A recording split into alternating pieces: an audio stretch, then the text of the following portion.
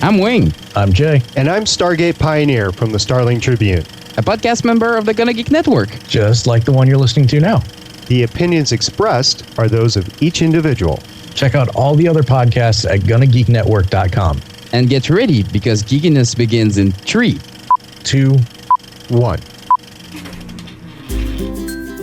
This is it. The part of your week where you get to put your headphones on, relax, and listen to a bunch of geeks geek out about geeky things. They're passionate.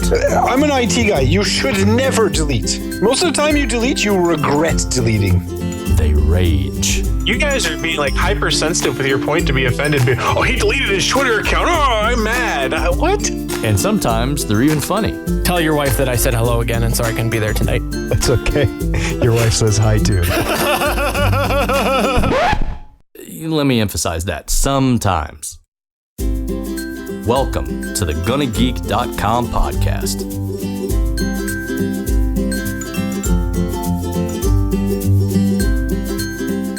Hello, everyone, and welcome to episode 109 of the official GonnaGeek.com podcast, recorded live on August 18th, 2015. And I'm going to give you guys a heads up. We're down a man this week, and we're down the guy that does all of the technical work. Man down! Man down! Man down! It's scary, man. We're on the straight up Google Hangouts. It's like I'm doing an episode of ATGN because we're not as fancy as normal. I'm just looking and Google does the switching for me. And it's weird, man. Where's Naki? Where's Anthony? I gotta say, Chris, your microphone looks like a male reproductive organ. It's a robot penis. That's what we refer to them as on ATGN because Naki has the exact same mic. It looks, the way he's got it mounted though, it looks like a cow tit. That is the actual correct biological term, by the way. Are you saying I should milk my microphone? I'm very confused. I would love to see that. Milk it. Milk it,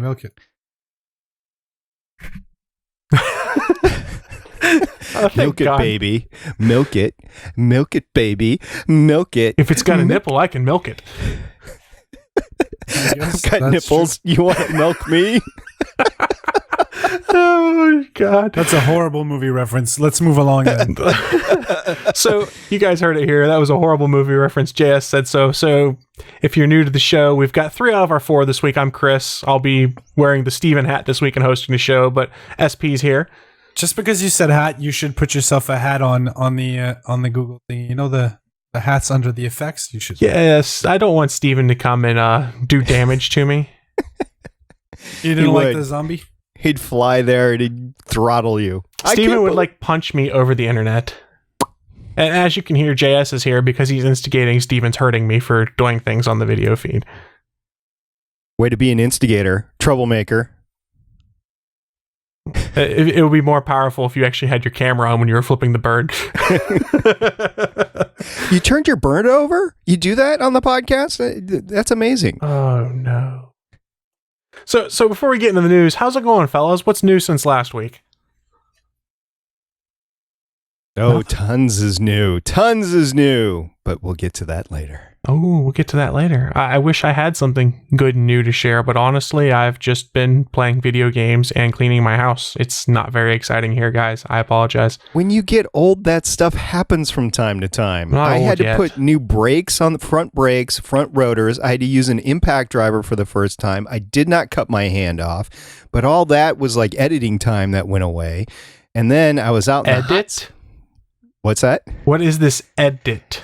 That's a thing that everybody else but ATGN does. Okay. And then I had to mow the lawn, which I hadn't done in 2 weeks. So there's a lot of housekeeping that happens when you're old.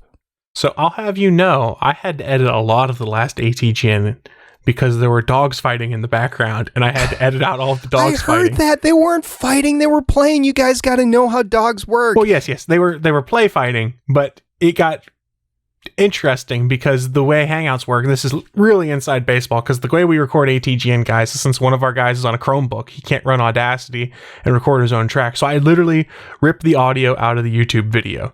Oh, that's so horrible. it's not like I can edit individual tracks. So I have to kind of try and edit around things when people aren't talking, or cut out some words because it's explained otherwise like 30 seconds earlier. So the last 20 minutes of the show took me about 40 minutes to edit, trying to cut around these things. And I was like, damn you all. I was cussing a little bit. You know what? Why don't you just get him one of those little recorders that you got, and he'll be able to plug that in somehow. There's got to be a way to do it. Because I'm on a budget now, and I've been spending my money on me. Yeah, it's all about the Chris. Did you hear that, JS? It's just about the Chris. He doesn't care anything about his co-host whatsoever. Well, I mean, money is scarce these days, man. Money's scarce. True. Yeah, I got a budget I got to stick to. Me too. I had to cut down on the gaming and the movies and the comic books. I'm going to a Comic-Con this weekend, so I've had to budget up some money, so I had a little bit of a cushion, so I could be irresponsible. Which Comic-Con are you going to? So it's actually a local one. It's in its 4th year. It's called the West Virginia Pop Culture Con, and it's literally 10 minutes from my house. So it is the easiest con experience ever, because I roll out of bed, take a shower, and get in my car, and since I wake up and shower and all, it takes like 20 minutes to get there. That's and awesome. It's fantastic. Cons are getting expensive, though. There was a Otaku-Ton, which is a manga-oriented... That's the one in Baltimore, right? No, there's one in Montreal, actually. It was a couple of weeks, I think 2 weeks ago. And I mean, it's $55 Canadian. It's still pretty expensive. Or for a full week? Ooh. I think it could be for the whole weekend. Yeah, if it's a weekend pass and it's 3 days, that's not terrible. Montreal Comic Con is $60 for one day. That's insanity. Yeah, it's nuts.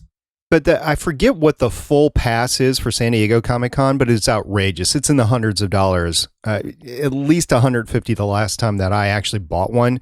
And I think it's got to be more than that. I mean, there's just so much demand. And let's face it, the place is huge, so you got to pay for it somehow. At San Diego, you get promos. It's like Gen Con. Gen Con, it's expensive, but you get so many promos that you just sell one promo. The promos at San Diego Comic-Con for just the Magic, so the Magic the Gathering promos that you can pick up for, like, I think they're $20 for 4 or something like that.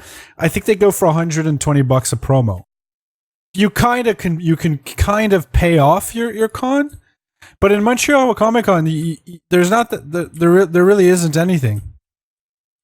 Yeah, so Gen Con is one of the cons that I want to get to in 2016, and I don't think I'm going to make it to Dragon Con. I think it's a little bit late this year, but I think that's another one that I'm going to try to get in 2016. So Gen Con and Dragon Con are two that are on my radar.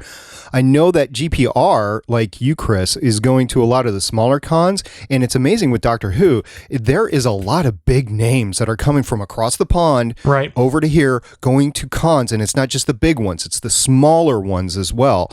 So not all small cons are bad. Even if there is no guest, you can hook up with local people that share your interests, and then you can really have fun and make real friends for a lifetime, really. I've gone to several of those meetups, although you can have full-fledged conventions, that has actually occurred. I podcast with some people I met at meetups. So it is cool, but San Diego Comic-Con, a little bit beyond my reach at this point in time. So, it's just too much hassle, whatever. I'll talk one last thing on cons before we start to get into the news. Is up in Pittsburgh, which is literally like an hour and a half away from me, there are two cons that take place. There's the Pittsburgh Comic Con and the Steel City Con. And Steel City Con's every 6 months. Pittsburgh Comic Con is once a year. So there's been an interesting dynamic between those two going on.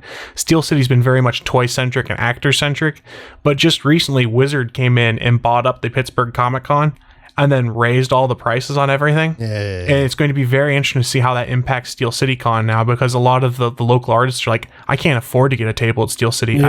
Pittsburgh Comic Con now and stuff like that. Like Wizard's bringing in some really big names, but you go and look at the price for a daily admission, it's like $40, and you're like, I just can't swing that. I got to drive an hour and a half up there. I got to pay for gas, park my car, and then I got to pay $40 for myself and then $40 for my girlfriend to go in. And then it's like some god awful ridiculous amount just to try and get autographs from some of these folks. And I've ranted about that. I don't know. I've ranted about that many times on Fanboy Buzz. If I'm going to pay for a ticket, don't charge me for a signature. Right. I mean, I understand why they do, because that's how some of those guys pay for their trip, is they get a small appearance fee and then they get a cut of all the autographs, so a big chunk of it. So I understand why they do it, but your admission fee shouldn't be ridiculous, because I'm paying you for the privilege to come spend money there. Yeah. Make it affordable, especially when you go and buy out the old con and like double the admission price then. Well, how different is that from a professional sports? If you go to a NFL game or NHL game or a they don't charge game, me for their autographs. No, but you have to pay for all the. They catch you for absolutely everything once you enter the ballpark. Everything from they haven't decided to pay for bathrooms yet. I don't know. JS, do they do that up there for expos or whatever? No, they don't. Really? Because I assume the Canadians would do that to make sure they were clean. No.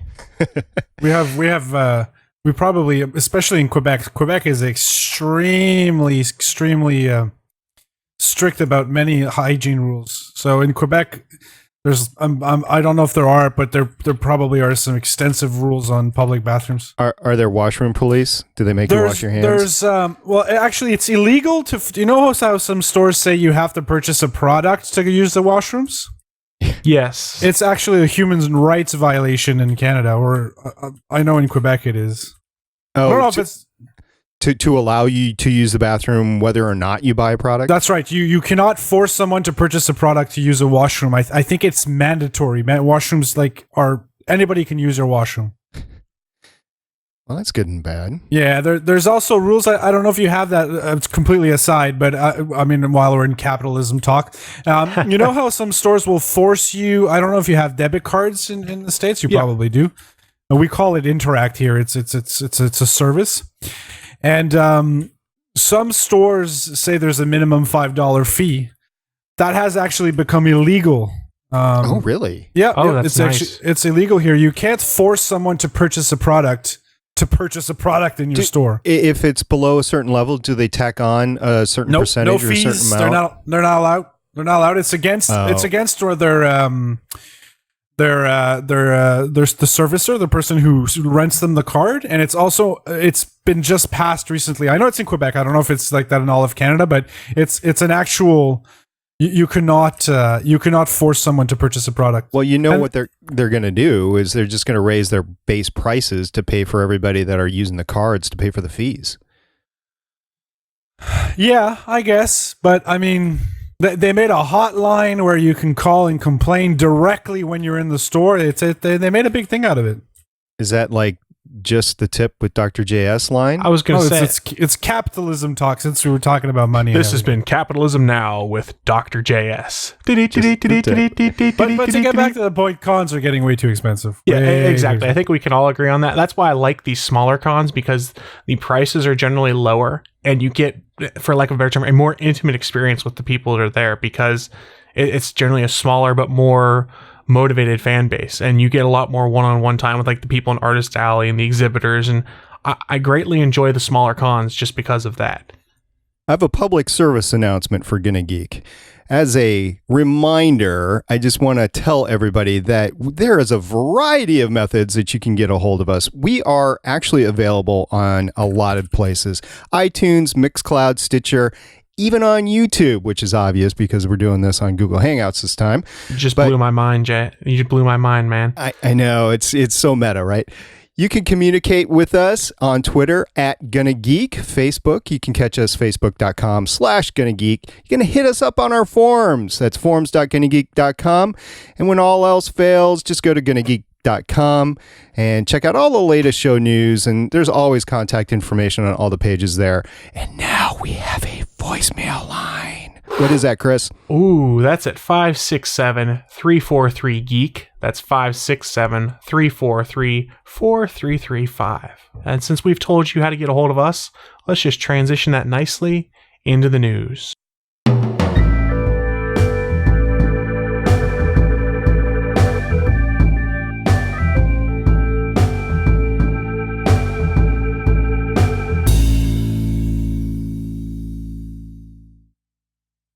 So, JS, what is your news story? Actually, funny enough, I could speak about the new Google router. Ooh, what do you got on that? Let me get it. It's called the One Hub. I believe it was announced today. I'm not too sure about the specs. I don't think the full specs have been released on the router yet, but it's called the One Hub. It's going to be a $200 router. What Google has said is it's going to be a human easy, or what's they have a term for it. Let me. Oh, it's like the Amazon Echo. It even looks similar to the Echo. It's beautiful. I'll be honest. As a piece of tech, it looks amazing, and it's got a crap load of antennas in it too. Yeah, and supposedly it's really, really integrated with Android. It's gonna be a joke to configure. I'm trying to look if there's specs. There doesn't seem to be specs, and I'm actually on the One Hub. The device supports both 2.4 and 5 gigahertz Wi-Fi with some pretty beefy specs, including a dual-core 1.4 gigahertz Qualcomm Atheros IPQ 8064 with 1 gigabits of RAM and 4 gigabits of storage. That's pretty extensive. So it could almost run as a media center. Yeah, it's running the Android-based Brillo OS, and there's a speaker as well. But there is only a single USB 3.0 part. There's and two colors. Woo. One Ethernet port for your modem, one Ethernet port for a computer, and that's it. All other devices need to connect wirelessly, which for my purposes would not work because you could always chain. You could connect to a switch. Yeah, true. Yeah, that's where it'd get problematic for me, is because I have 3 things plugged into my local router right next to it right now. So I mean, like JS said, you can always just pop a switch off of there, but that's another cost on top of the $200 for this router. Yeah. I mean, that's not bad for a router, especially if it's a cutting edge one. I mean, this thing, like I said, has like 13 antennas in it, so it's going to cover everything. It's going to intelligently smart switch to the right channel to broadcast on least congested, which is awesome. That's amazing. That just right there is going to change the world. It will. It supports not only 802.11a/b/g/n/ac, but also Bluetooth 4.0 and a few smart home protocols. Yeah, it's a nice piece of hardware. It looks really sexy too. I would definitely go with the black one personally, but it's nice. I'd like that. I wouldn't mind having that on a coffee table. Yeah, that wouldn't be bad. Well, if you look at a lot of Google's promotional pictures for it, they show it like in your living room, sitting on a plant stand and things like that. So it looks all pretty. Now, for my purposes, it would be sitting on a microwave rack in my basement where nobody would ever see it. So that doesn't matter to me. And they're very adamant on saying you put it in your middle of your house and it will broadcast your whole house. Well, I mean, it makes sense in that regard. If they can smartly beamform things, then it's a smart way to do it. Especially for people who live in high density areas. I don't know how high density you guys are, but for me, I live in a townhouse community. So when I pull up my Wi-Fi thing, there's probably about 15 Wi-Fi networks that pop up around my house. So like I run my 5 gigahertz channel. There's not much on, so that's fine. But I had to put my 2.4 gigahertz on a really weird channel because it was the only way to not have much interference. And I mean, 5 is a solution for now, but it's going to be a problem very soon. Yeah, it's coming, that problem. Well, it depends on, as you said, how dense your environment is. I'm in a subdivision, so it's kind of funny. The lower I go in the house, the lesser and lesser choices I have. But the higher I go in the house, the more and more I get. Like if I'm in the attic, and I was up there with my cell phone doing some housework one time, and I was looking at the available networks, and it was even more than just the second floor. So I actually might, construct some sort of Wi-Fi turret on top of my house just to soak up all my neighbors' bandwidth. That would be fun. That's fantastic. So I will go on with my next news story. This is nothing new, especially in the geek communities, but there is a CNN article that came out late last week on the 14th, so I guess that's Friday. It came out and said, here is your cell phone storage ripoff. And if you buy anything more than what the cell phone comes with, like if it comes with 16 and you go for 32 or the next level up, you're actually spending $100 or $200, and that's way more than the storage actually costs. Yes, it is. But I will tell you. I have an iPhone 6 Plus and I've had an iPhone 4S. You can't add memory to those. You just can't. And if you're planning on keeping the phone for 2 to 3 years, by the time that 2 to 3 year point comes, you're going to be really reaching the extents of the phone. Like right now, I just checked. I've got 128 gigs of storage on my phone. It has 80 gigs on it right now. So I'd be busting it if I just went through the 64. That's insane. You have that much content on your phone? Yes, I do. There's a lot of video on there. There's a lot of audio and a lot of other various things. So yeah, I do have it racked and stacked. Various and it is things. You mean porn? No, actually, there's no porn on it at all. I wish there was, but no, there's none. And photos, videos, like videos that you take, that sort of thing. So it just adds up over time. And for me, I'm okay with paying that extra because I know that, first of all, I know it's a ripoff. Second of all, I know that if I don't have it, I'm going to go nuts trying to clean the phone every 2 days. And I just don't have time for that. Who's got time for that? I don't know. So I bit the bullet and went bigger. Now, if it gets more excessive, like if it turns into like $150 per upgrade or whatever, that's something different. JS, I'm just wondering what your thoughts on it are, because I know you're pretty savvy in your cell phone. I'm quite surprised. Don't you guys have like almost unlimited bandwidth plans in the US? Not very many people have that still. I'm still grandfathered in on mine from when I had an iPhone. Okay. But most people nowadays, you either have to buy 1, 3, 5, 10, or like 12 gig plans, and they get expensive. I have 2 teenage girls on my shared plan. They suck up that data. That's it. It's shared plans. That's where you die. See, I have my own plan. I have, I think, 5 or 6, but it's a business plan. So if I over leak, I can use up other people's. But that being said, I have nothing on my phone. I have always taken the smallest sized phone because I always plug my phone to my computer. I get home, my phone gets plugged to my computer. If I need to manage my phone, if I know I'm going out tomorrow, I'll put the music I need to put on my phone. I don't leave stuff on my phone. It's always empty. And most of the stuff I'll stream. I'll stream YouTube or I'll stream audio. I really, my pictures, they automatically get uploaded to my my Dropbox. I clear my pictures from my camera, from my phone afterwards, and my videos.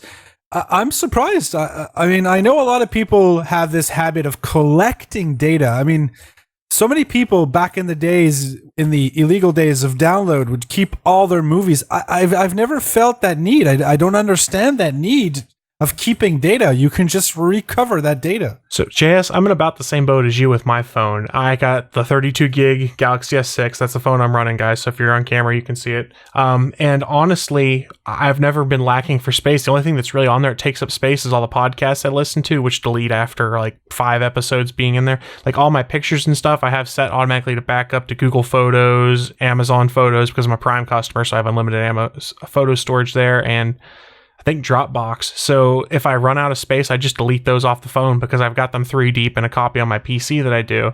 And then I stream the bulk of my music because almost anywhere I go, I can either get good data connectivity, and like I said, I don't care about caps because I'm still unlimited, or there's Wi-Fi. I live in a college town, so Wi-Fi is everywhere.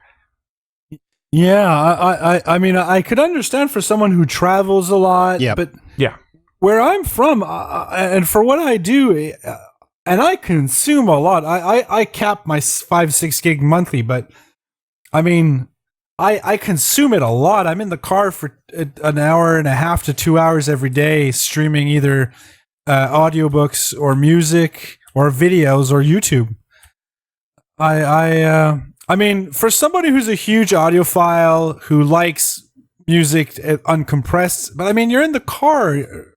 Are you really going to enjoy it that much? I don't know. I don't know. Yeah. Okay. So I'm one of the people that travels a lot, and I go to places that just plain out does not have service. So when I get there, I need some entertainment for when I'm capable of doing it, which there's some especially if you're business traveling, there's high intensity days, but then you drop off and then there's like nothing, right? Especially if you're in the middle of nowhere. So, but don't you have a laptop?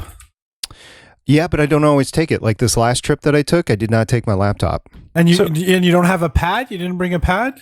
I did bring the pad, but my pads have less storage than my phone. So my iPad's the exception because it's full of comic books from Comixology because I just keep a bunch on there to read. But like the last time I traveled for work, I purposely did an experiment and didn't bring my laptop. And I was fine between my phone and my tablet for anything I needed to do. And it was kind of nice, actually. Yeah. Yeah, so anyway, that's just my take on it. I admit I'm not the norm. I think that the sage advice is to not spend the extra money on the data. But if you have somebody that's taking a lot of video, if you have kids and you're taking video of their sports or their school activities or whatever, and you want to have them around, and I think that going the step up or two up is fine. But if you're the single guys like you guys are and have adequate coverage with Wi-Fi and you're not traveling a lot, which a lot of people fit that mold, then don't spend the extra money. It's not worth it. Yeah, it depends on your use case. And I know I got another buddy who has one of those cloud drives or whatever that hooks into the back of his router, and whenever he gets home, he just dumps all the stuff off his phone he doesn't want on there to that cloud drive, and he maintains stuff that way. So it really just depends on your use case. If you need to have a lot of media, do the step up. And especially nowadays when you can't get SD cards to put in your Android phones, you've got no choice but to step up if you want more storage. But that's what I would do. If you're... I think the right advice that I would give, my personal right advice would be, if you're a person who requires a lot of space on your phone, don't buy an iPhone. Right. Buy a phone that permits you to upgrade with a micro SD card. I mean, those things can go to a tera now. Okay, but JS, the problem is most of those Android phones anymore don't have the SD card slot. Like I got a Galaxy S6, I'm stuck at 32 gigs unless I had upgraded when I bought it. Really?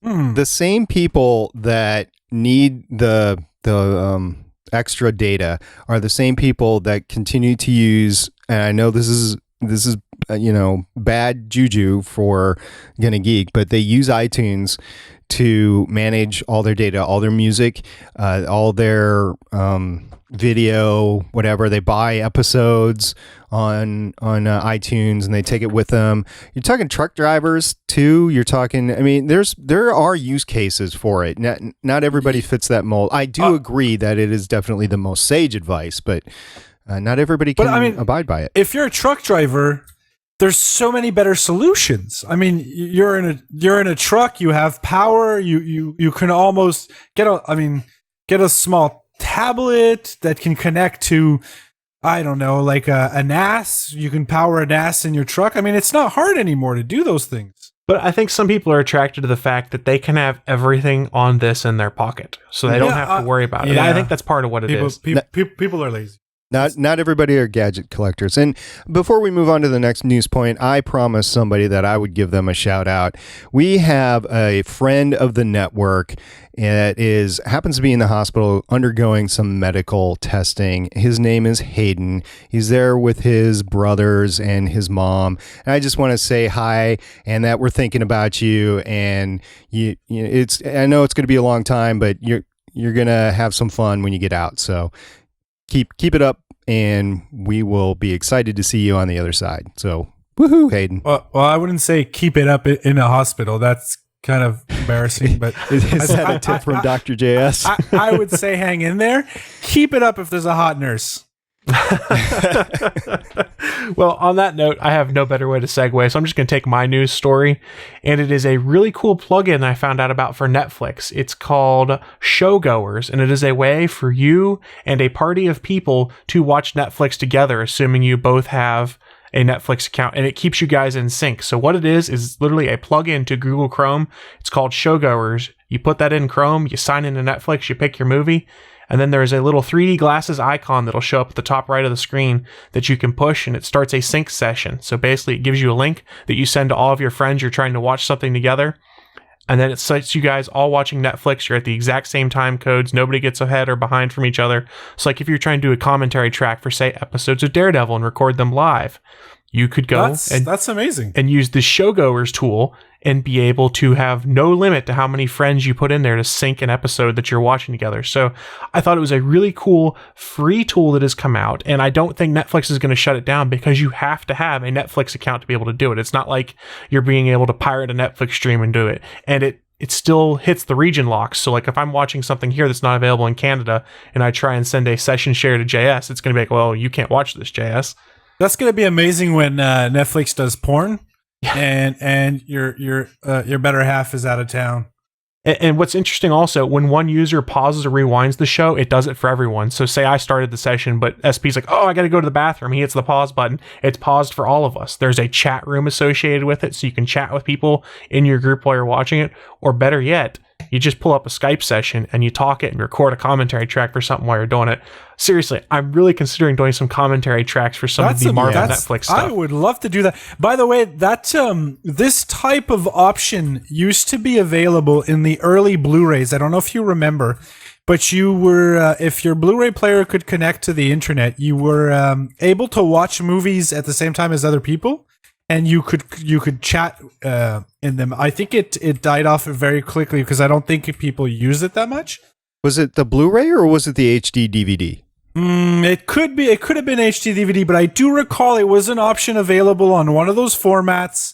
It was pushed really hard, but it never really panned out. I don't know if it was because of trolls, but it was an option. It was there. We don't know anything about trolls. Yeah, we don't know a darn thing about that. So going back to this plugin real quick, Alan Jones is the guy that created it. He's a programmer in San Francisco. The whole reason he built it is he's in a long distance relationship with his girlfriend and they wanted to watch Netflix together. That's cool. And if you both push play at the same time, there's going to be syncing issues. So he developed this so they could watch Netflix together and not be far apart from... Is it 3, 2, 1 and then go? Or is it 3, 2, 1 and go on one? Yeah, exactly. What happens if you're in space? What happens if you're in space? That's interesting because there's a time dilation. Yeah, so it's not much, but there still is. Yes. Yeah, depends on how fast you're traveling. Yeah, I guess it does. That's actually pretty cool. The future holds things, man. So we could time travel. Exactly. A couple other points on this one right now. It's only available for Google Chrome at this time. He's planning on building a version for Firefox and Safari as well. He also wants to make some enhancements to the plugin, so in his own words, he can stream it to thousands of people and make it seamless. He is not associated with Netflix, so my question is, when does Netflix come and buy this up so they can implement it? When does he get hired? Yeah, exactly. This is really cool. When does he get hired? Purchased or copied? Yeah, exactly. The plugin came out in late July, and when this article came out, I guess it came out on the 14th. It had been downloaded more than 5,800 times, this extension, and I'm sure those numbers have spiked a lot because I pulled this article off of CNN's front page when I saw it during my lunch break on Friday. Jesus, if it's on CNN, it's like 2 years old. Right. Well, it could be, but... They've been getting better. They've been getting better. I am very interested to get this tool. I'll probably put it on like 2 of my laptops and sit side by side and see how it works just for S&Gs. And then if it works well, I might try and talk to some folks about maybe doing some commentary tracks for some cool stuff on Netflix. So when you have the 2 laptops, are you going to like try let's put them on arm's length away and then together and see if it actually So what I'm going to do when I have 2 laptops is my neighbors have unsecured Wi-Fi, so I'll put one laptop on their unsecured Wi-Fi and I'll put one on my Wi-Fi and sync it up that way. You're going to go into your car and maybe stream it through your cell phone hotspot for a little while, drive it around the neighborhood, come back, see if it's still in sync. SP, I don't know what you're talking about. If I used a cell phone hotspot, it would violate my contract with AT&T because I'm not allowed to have that. Then you need to buy one.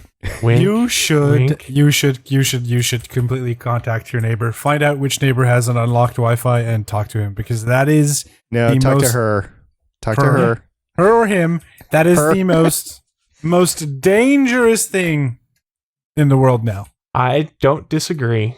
I don't know if the laws are the same in your country, but in my wonderful country, if somebody on whoever it is downloads illegal, yes, you are responsible, man. Exactly. Yeah, it's a completely dangerous thing, and I actually worry about that with sleepovers. You guys don't have kids. When you have kids and then they have sleepovers, all these kids now, can I hook up to your Wi-Fi? And I'm a nice guy, so I do it, but at the same time, I'm like, so it used to be back in the day, just a few years ago, what I would do is I would actually pull the plug on the wireless router. So I would still have a hard connection in my office, the studio that you see around you right now, but the rest of the house was dark. But now you just can't do that sort of stuff. Well, you could purchase a different router, a little bit higher end, and block, or get a software and block specific URLs or keywords. Yeah, it's true. Yeah, you could do something like that, but or you could just do what I've done, and I turn, whenever I know there's people around I don't want to do, I just turn off broadcasting the channel. It'll still not broadcasting, we're broadcasting the SSID, so it's still on there. But the channel don't understand these little girls. They come up to you, Mr. SP, can you please? Oh, it's so hard. It's so hard to do it because they're so cute and they're sorry, SP. Yeah, it's just not good. Well, I have one last thing I want to share with you guys, and then we'll wrap up the show with a little bit we're stealing back from the Fanboy Buzz. And I don't know about you guys, I'm quite the fan of Hayley Atwell. What about you, SP? Just a bit. She's awesome. JS, are you a fan of Hayley Atwell? I don't know who that is. She is Agent Carter from the Marvel movies and the Marvel TV series. Oh, my lord, yes. She's British, too. Oh, yes. I have a fetish for British women. Well, that actually leads into the news story. I'm glad you mentioned this, because she was doing an impromptu Twitter Q&A session. I believe it was on Friday, on the 14th, and she was answering questions, and one fan asked her, "Would you like to be on Doctor Who?" And her response was, "I'd like to be Doctor Who." And I was like, that's fantastic. She's not going to be content with just a guest appearance. She wants it all. Did you guys not hear? I might be confused. But I heard there was talks for some type of female Doctor Who character, like a new. Oh yeah. So the Master is gender swap now. Yes, that I know. But there's something I saw it somewhere. I didn't want to read about it because it sounded too much like it spoiled too much. But I read something about the Doctor possibly going female of some type or something like that. That's been a popular rumor. Yeah, I encourage you to check out Gallifrey Public Radio, another podcast on the Gonna Geek Network. They talk about that for hours because the people that are involved in the show, the past doctors, the producers, none of them have been vocal about going to a female doctor. There's been talk about a lot of different people, a lot of different women assuming the role, and they are shot down anytime. Matter of fact, this last doctor, it was assumed that they would even consider women. They did not. They said it is not the time.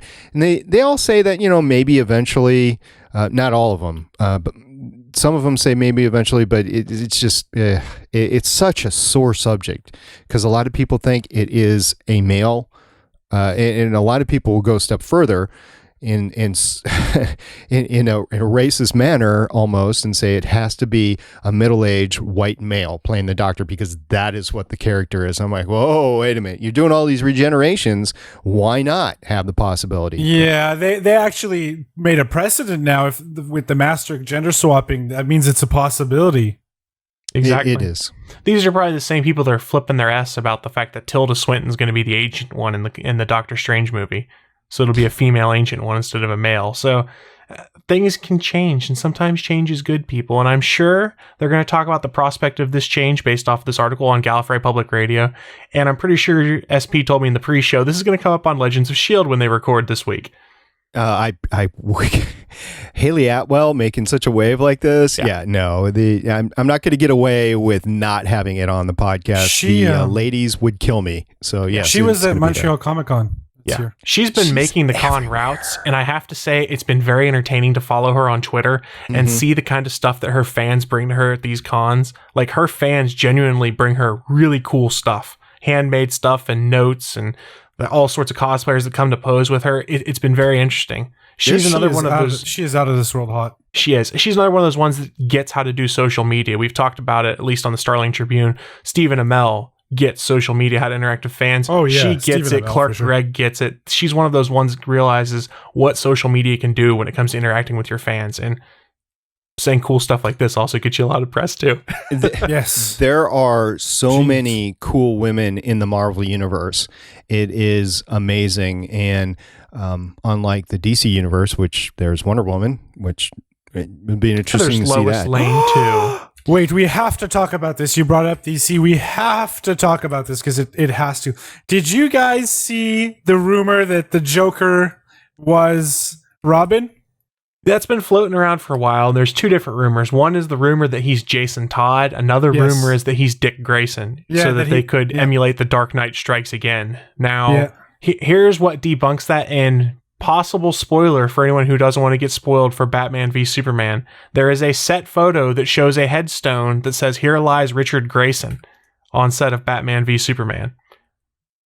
So Dick Grayson is either dead or the Joker, is my guess, or Jason Todd is. But did you see the reason how they're saying why he's Dick Grayson? With the holes in the suit match up with the holes on the Joker's shoulders? Yeah, I saw that. The rumor's been floating around for a while. This is just kind of what's coming out now is another variation on something that came out probably about 3 months ago, where everyone's like, "Oh my God, it's Jason Todd." So I think it would be an interesting twist, and I think that's how you could get away with varying the Joker so much from the real Joker we know, because you could be like, hey, the original Joker's dead, or the original Joker did this to him and then was taken out, and this is a damaged Robin trying to struggle to be in this world. I don't know. Interesting. All I'm saying, very interesting. It's very interesting, and a lot of people are referencing Frank Miller's Dark Knight Strikes Again, where Dick Grayson basically becomes a demented Joker at the very in it.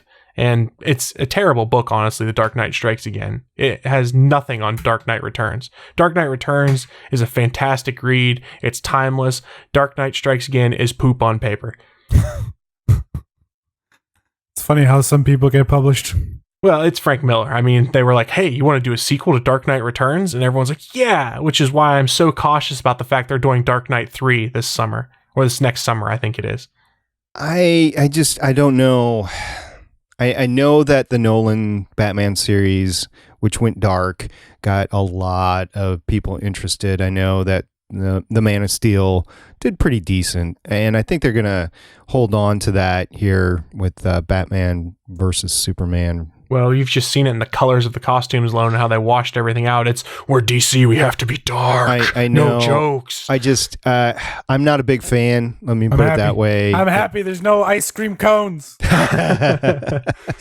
Well, did you see Daredevil? I mean, did we talk about this before? Did you see Daredevil? I watched the first episode. I'm very interested. I like it. I just have so much to watch right now. I know. Yes. Well, there's an ice cream cone scene in that, and when you get to that, please let us know, because I want to know how you like that particular scene. I think it's up your alley. So what I'm hearing here, since Jess has only watched one episode, we should potentially use this Netflix plugin that we found to watch Daredevil as a group and comment on it with JS. Yes, that would be amazing. I would love that. Or what you could do is tune into Legends of S.H.I.E.L.D., and we have done an entire rewatch of Daredevil throughout the summer. We're coming up on the last couple episodes here, so just download your Legends of S.H.I.E.L.D. and get your fill of Daredevil. Yeah, but that doesn't have Chris or myself on it, so it's not as interesting. No, that is not true. It does have Chris. Chris was on. It does. I remember that one. Hey, can you do this? I'm like, I got to rewatch the episode real quick. It was 90 minutes before the podcast started. And JS, if you catch up, you could be on Legends of S.H.I.E.L.D. too. So I was going to plug something else on the network. We just plugged that, but this one has to be plugged, is our friends, the Unqualified Gamers, episode 116, they did live at Gen Con. So number one. That's awesome. That's awesome. Yeah. And I'm insanely jealous. But what happened? I'm so jealous too. Yeah. What happened at Gen Con is Cody and John recorded in front of a live studio audience in an official event at Gen Con 2015. Special guest Jim Awesome Zoss Whitmer talks about his shoutcasting careers with Casters Caravan, a company that provides organizations and tournament hosts with streamers and shoutcasters for their various tournaments and events. plus Oliver Wojcicki. I can't say the name. How did you do it? Because I did this promo on Voices of Defiance. We did it on ATG and also, and I apologize if Oliver is listening. I can't say your last name. I'm sorry, I butchered it so bad. Please call in. Hey, Oliver, if you're listening, call in our voicemail line and tell us how to say your name because I don't want to butcher it anymore. It's 567-343-4335. That's 567-343-GEEK. Please let us know. But Oliver was the head of public relations for the Indianapolis Guild of Extra Life. He joined Cody and John on the podcast to talk about Extra Life and how it helps to change lives and how you can get involved. And that game is still running? Well, Extra Life it's the charitable thing for playing video games for kids, basically. I thought it was that MMO type game where you could do whatever you wanted to do. That's Second Life. That's Second Life. The Extra Life is basically people get together and they play games and raise money by playing games together to donate to different charities. Like they do one here locally where they're like, we're going to play games for 3 straight days and we're asking people to donate and all the money we get for this goes to WVU Children's Hospital and stuff like that.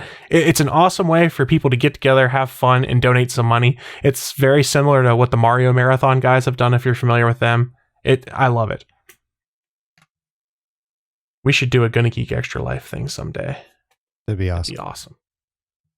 So we're about 45 minutes into the show. We're going to try and hit the hour mark. So we got a little bit of time here, and I teased this before.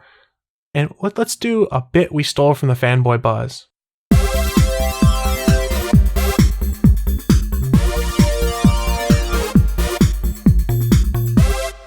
So what we're doing here is we are going to steal the bit cocky cosplay from the Fanboy Buzz. And for those that don't remember, JS was a longtime cast member of the Fanboy Buzz. I think I was the cast member. I mean, there's nobody else. It was just JS. Everybody else was producers or directors or the grip master or whatever they call it. I was the default guest host whenever anyone was missing. You were officially inducted as a host at the end. The last episode. I feel weird saying that. I know I filled in a lot and helped out. So depending on who you talk to, I was either the fill-in expert. At the end. The last episode, if you download the last episode, you are officially inducted as a host. That's true, I guess. So I guess I was technically a co-host of the Fanboy Buzz right when it died. So it's my show fault. Killer. Show killer. It did not die. It bowed out in grace. It bowed out gracefully. So there is a bit that the Fanboy Buzz did. It was cocky cosplay, where they take the good cosplays and they discuss them. And I have 3 awesome cosplays for us to discuss. And if you listen to my show, All Things Good and Nerdy that I do, we do one called Clever Cosplay, where we make fun of the good and the bad and tell how something so bad can actually be so good because it's witty. So we've done our own take on it that I fully admit I stole the idea and enhanced from the Fanboy Buzz. So I apologize, JS. It's okay. It's okay. I permit you. It was my segment, so I officially permit you. So do you guys want to play around? I got 3 cosplays for you guys to look at. Are we good to go on this? Yeah, as long as, the FCC doesn't come and arrest us for child porn. The FCC is not going to come and arrest us. There is no kiddie porn that I know of in any of these. So our first one, I'm going to let SP describe this to our audio listeners. Okay, it's a rather large person in a mech-like substance. The color is candy apple racing red and some gold. The head is a little flat on the top and round, and kind of has a Gundam-esque deal to it. But the hands are just huge, and the hands are just meant to punch and punch and punch and punch. And I'll bet you dollars to donuts that this costume actually comes with its very own satellite that would provide extra parts in case you're at a con and something snaps, something breaks. You can just call Veronica and you can get extra parts with it. Well said. So if you didn't catch the reference, it is Hulkbuster Iron Man, and it is very much influenced on the comics version. Now the comic version looks very similar to what they did in the movies, but this is straight out of the Invincible Iron Man comics, and it looks badass. So badass. It's that skinny in the... I don't think it's quite that skinny in the comics, but it's damn close. It looks massive. No, it doesn't look that massive. The chest isn't wide enough. No, I mean like tall and big in that room. It looks like it's taking over the room. Yes, but the chest doesn't seem wide enough. It might not be quite wide enough, but for a homemade cosplay and a guy in a suit, I think it looks great. No, I refuse. If you're going to make something, do it right. Dr. JS is the tough judge tonight. He'll just come with his big fists and take you out, JS. You got to watch out some of these cosplayers with their guns and their mech and their metal. You can't really criticize them. So if you're listening to the audio podcast right now and you're like, I want to see this for yourself, you don't have to go and pull up the YouTube video, but feel free if you want to. Just go into the show notes. We've got links in the show notes that say, here's the Iron Man costume. Here's costume number 2 and costume number 3. I almost screwed up and told you guys what those costumes were. So close. So close. So close, you almost got me. So you guys want to move on to costume number 2? Yes, please. I'm going to ask JS to describe this one because he'll probably recognize the character. And as a quick spoiler, it's from one of my favorite video game franchises of all time. JS, who are we looking at here? Oh my god, this is amazing. See, this is somebody who put in some time. So we are talking about Garrus from the Mass Effect series. This is, in my opinion, a perfect representation of the character in the game. That is insane. Yeah, so basically, the best way to describe it is if you've played the video game Mass Effect, it's like Garrus stepped off your TV and you're seeing him in person as a cosplay. Go ahead. I love the LED eye piece. Yeah, I mean, really cool. even the wow, he looks amazing. He really does. If I have to pull a JS kind of comment from this, is he's not quite tall enough to be Garrus. It doesn't look like. That's my only complaint. Well, you don't know. You can't in the pictures. You can't. There's no point of reference. That's true. Next to the Iron Man, he'd be small, but That's true. I think he's fine. Wouldn't be skinny though. It is a gorgeous, well done cosplay. There's some great Mass Effect cosplays out there. I've seen some really good ones of Rex and Grunt, and there's tons of good Shepards, male and female Shepard. But this Garrus, I think it takes the cake out of the ones I've seen. It is so accurate. Yeah. I mean, seriously, if you took a picture of Garrus... To the scars, too. He even has the scars. Yeah. He's even got the scars where he takes a projectile to the face. Well done. If you could see me on camera right now, I'm doing the slow golf clap. I'm not actually doing it because the mic would pick it up. But so that is our second costume tonight. I'll describe the third one, and then as we wrap things up, I'm going to ask you guys to pick which one's your favorite out of all three. Does that work for you guys? I'm good. So this next one is for the Disney crowd. Oh. We have a cosplay. Is it a Disney princess? It is a Disney princess. Is it Thor? It's Thor, because Thor is a Disney princess now. So what we're looking at here, if you're on the video feed, you'll see us, and to describe, we literally have a 1-for-1 Snow White from the Snow White Disney film.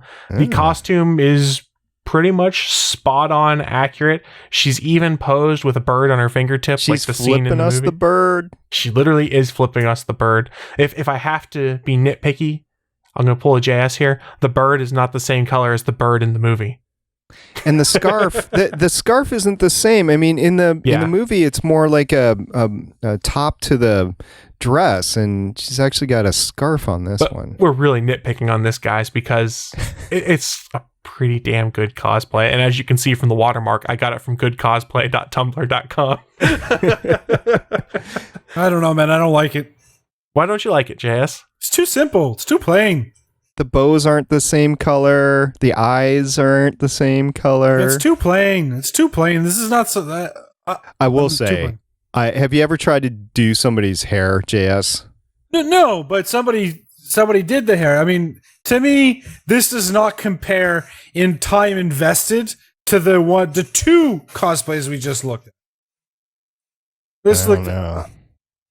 You're gonna tell me that that guy that did the Hulkbuster did not put considerable amounts of time. So it's different levels of effort you have to put into them because they're different kinds. I mean, this is mostly just costuming, and there's probably a lot of hand-sewn work and things into that, whereas the other two is a lot of construction and molding of armors and makeup, especially for the Garrus character. I mean, go ahead. If I saw her down the street, I'd say that is, that's Snow White. I almost said Cinderella. But that's Snow White. I mean, it's got to be. So those were our three clever cosplays. Number 2 was especially clever, I thought, so it worked best. So I want to ask you guys, SP, if you had to pick best in show out of these 3 cosplays that we showed you tonight that are all, we can admit, good cosplays. Which one is your best in show? I'm pulling a Veronica. The Hulkbuster. The Hulkbuster. So for those watching, the Hulkbuster would be SP's favorite. JS, I gotta ask. I'm pretty sure I already know the answer. What wins best in show from Dr. JS? Number 2. Number 2, that would be contestant number 2. Garrus Vicarian. Because remember, there's no Shepard without Vicarian. There is none. That gets me right in the feels. I got to admit, JS, I'm right there with you. Garrus is my favorite character in Mass Effect, so I'm probably predisposed, but it's just a ton of fabrication work and things that have gone on that, and they nailed the character spot on. The other 2 cosplays, they're all fantastic, but this one is my favorite, I have to admit.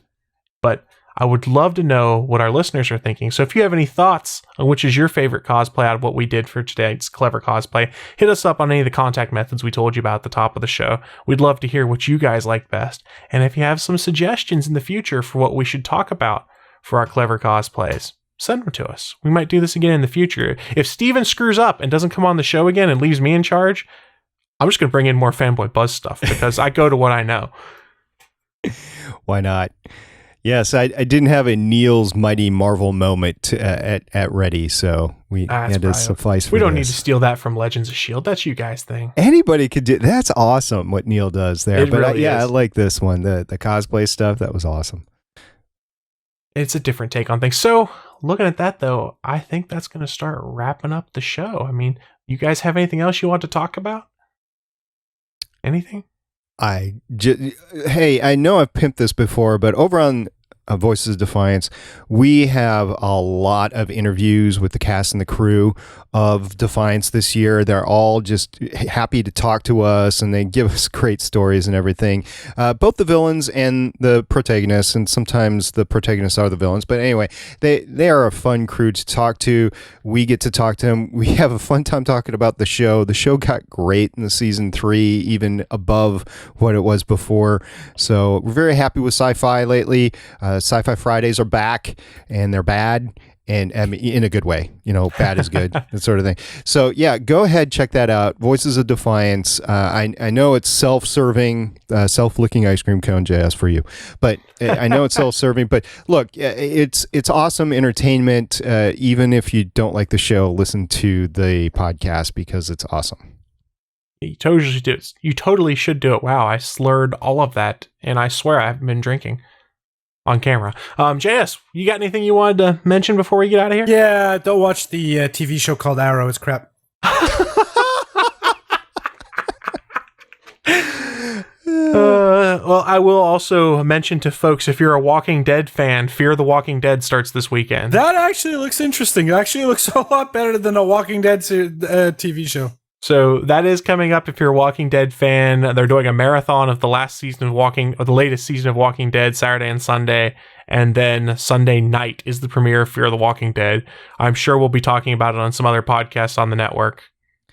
Lots of shows gonna start premiering here in the next month or two, from Arrow, yes, JS Arrow, which we do on Starling Tribune, to Doctor Who and Flash. A lot of shows are coming back, so stay tuned. We'll keep you updated with all the premieres. What's this about Stephen Amell going to go do some wrestling? Stephen Amell is going to be at the SummerSlam pay-per-view in a tag team match this weekend. That's awesome. Did you just do an opposite wing? Did you add an H to Steven's name? Stephen Amell? That's possible. Isn't that his name? It's Amell. Yeah. I thought close enough, though. Because there's a last name. There's a Canadian last name, which is Hemen. Yeah, that's pretty cool. Is he going as the Arrow, or is just as himself? They've been teasing the fact, the promos on WWE rather, because I've been watching some of it on YouTube and things like that. The guy keeps taunting him with all sorts of arrow poses and shooting arrows into the crowd, and like has been brawling with him when Stephen Amell shows up as a fan to these things. So the way they're setting it up, it almost sounds like Stephen Amell will go as the Green Arrow. He's been calling him the Green Arrow in promos and stuff like that. So that's awesome. I, for one, I'm super tempted. I was telling my girlfriend this, and she was cool with it because she thinks Stephen Amell is a hottie in her own words. I was like, you know, it only costs $10 to get the WWE Network for 1 month, and the pay-per-views are included. I said, I am almost tempted to sign up on Sunday just to watch that match, and just because Jon Stewart's hosting the pay-per-view. I'm like, I'm this close to putting down $10 for 1 month of this. It's no different than the actual show when they record it. All those arrows are CGI, much to my demise. I don't like that. I think they're real, but it keeps them from hurting each other. Well, yeah, the insurance, funny thing. They don't allow live arrows on the set. Amazing, but yeah, it's all CGI. If you didn't know that, spoilers. So yeah, it's no different in a match as when they're filming. And Steven has a great pose, great archer pose, apparently. So there you go. Yeah, it's been a lot of fun. Another thing I will mention to folks, we're part of the Gonna Geek Network. If you've been listening to any of our TV show-based programs, they're probably all coming back soon because we're getting close to the fall premiere season, and there might be some new stuff to pay attention to that could potentially be coming in the future. I don't really know what those might be, but I like to tease that stuff might happen. You tease. So I think that's going to close us out for the night. So for the official GonnaGeek.com podcast, I am a poor man, Stephen Jondrew. I am the director of SNAZA, SP. Oh, the secret government. And I am the French-Canadian sensation. And we'll see you next week. Bye, guys. Bye. Bye.